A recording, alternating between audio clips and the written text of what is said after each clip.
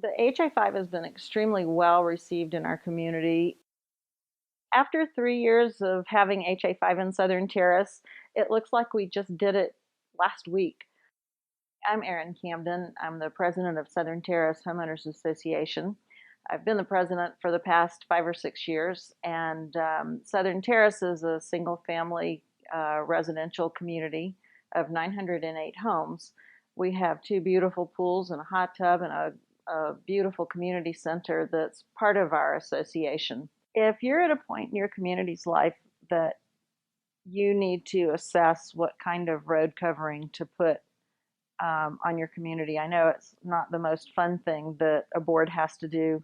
It certainly wasn't my favorite project, but it certainly financially is probably the most important decision that we've made as a board. And you need to look at the big picture, the overall. You need to look at more than just a snapshot of how much does it cost today. You have to look at least a 6-year to 15-year cycle of treatment on your roads. When we were doing an analysis for Southern Terrace, we found that our streets are by far most expensive asset, and that we actually could double the lifespan of our roadbed by treating it properly and in a timely fashion. And the difference that makes in our reserve study, being able to look at our roads lasting 60 years as opposed to 30 years, is just huge. So taking proper care and taking a long-term view of your roads as opposed to looking at it as just an operational expense you have to go through every couple of years can do an awful lot of good and provide value to your community. In addition to the nice aesthetics of the road covering, it looks nice and it lasts a long time. You don't have to go through the discomfort, if you will, of displacing all your residents for at least an overnight, more than once in 6 years, which to me and to us in Southern Terrace, having to notify 908 homes and that communication and getting them to understand where they need to put their cars overnight and all that's a big process. And the less that we have to do that, the happier we are. So that's another component that we took into account. And just the references were great.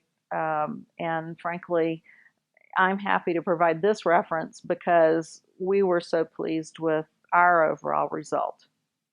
We've had to involve ourselves in a fair amount of education. None of us were road experts that are on the board.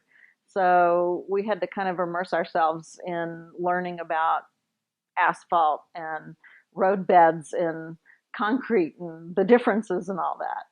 As we were doing an initial analysis, as our street committee was looking at this, there were several things that we discovered. One, we have 1.2 million square foot of road in this community. Some of it's gated, some of it's not.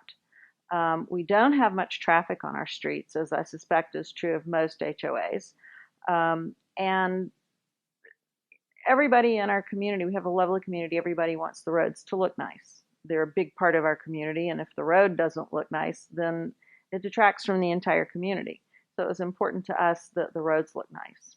One thing I learned is that it's not always the best thing to try to look for the lowest cost solution, but to look for the best value in a solution. And we formed a committee. We solicited bids once we understood what we wanted to put in our RFP. And we then did more of a life cycle evaluation as opposed to a single surfacing cost evaluation of the dollars. And then we also looked for a company that would partner well with us to help with the communication, to help with the It was going to be very difficult to get 908 homes, the streets in front of them surfaced without disrupting families' lives. Children have to get to school and people have to get to work. So it was extremely important to us to work with a company that had been through this process before many times and had learned the hard way how to do things well, because we didn't want to be we didn't know how, so we needed a partner that did. And after analyzing all of that decision making, the committee came to the board with a proposal for partnering with Holbrook to install HA5, which we felt would give us a longer life than any of the surfaces that we felt were appropriate for our community.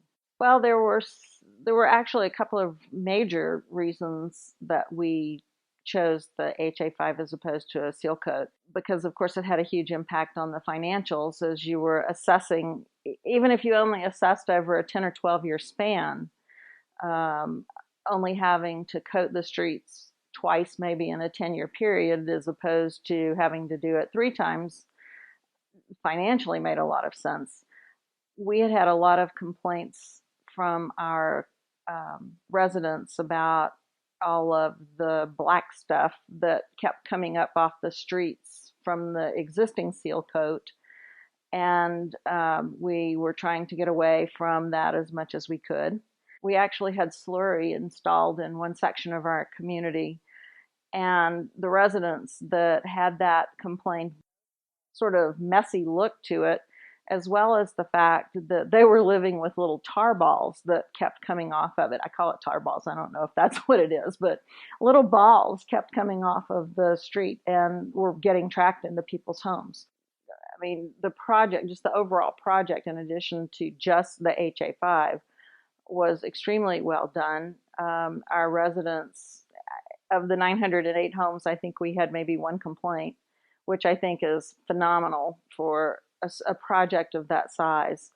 And the HA5, basically, when I hear nothing, that means everything's really, really good. And I hear nothing about our streets. My phone has not rung since about a week after the initial project.